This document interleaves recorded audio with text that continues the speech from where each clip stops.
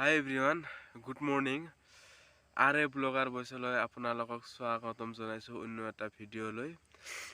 আপোনালোকে ভিডিঅ'খন চাব বাৰু, ভাল পাব নিশ্চয়।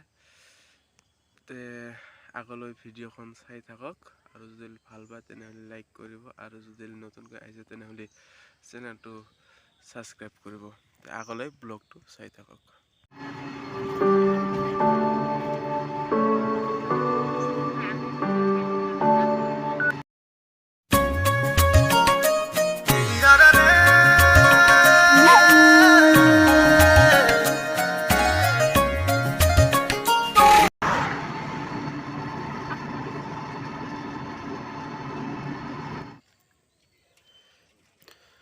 কলেজত যাওঁতে এইখন বাছৰ যি দুৰ্ঘটনা হৈছিল, হঠাতে হৈছিল এইখন বাছৰ দুৰ্ঘটনা। বহুতো ছাত্ৰ ছাত্ৰীৰ প্ৰাণ ৰক্ষা পৰিছিল আৰু আহোঁতে চালোঁ বাছখন তাতে আছে।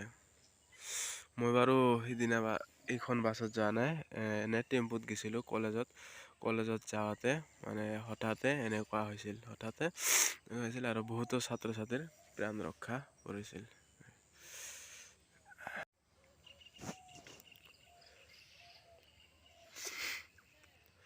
পাটলাধৰাত যি ৰাস্তা দুৰৱস্থা চালে বেয়াই লাগে। এইখন হ'ল ফাৰ্নিচাৰৰ দোকান। আপোনালোকক যদি ফাৰ্নিচাৰ লাগে পাটলাধৰাৰ পৰা লৈ ল'ব পাৰিব।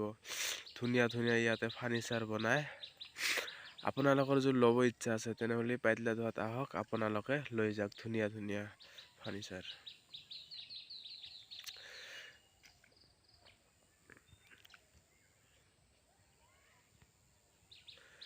যিহে ৰাস্তাৰ গতি চালে আৰু আকৌ পাটলাধৰা অভিমুখে যাত্ৰা কৰিবই মন নাযায়, কলেজত যাবলৈ মন নাযায়। যি ৰাস্তা এয়া চাওক।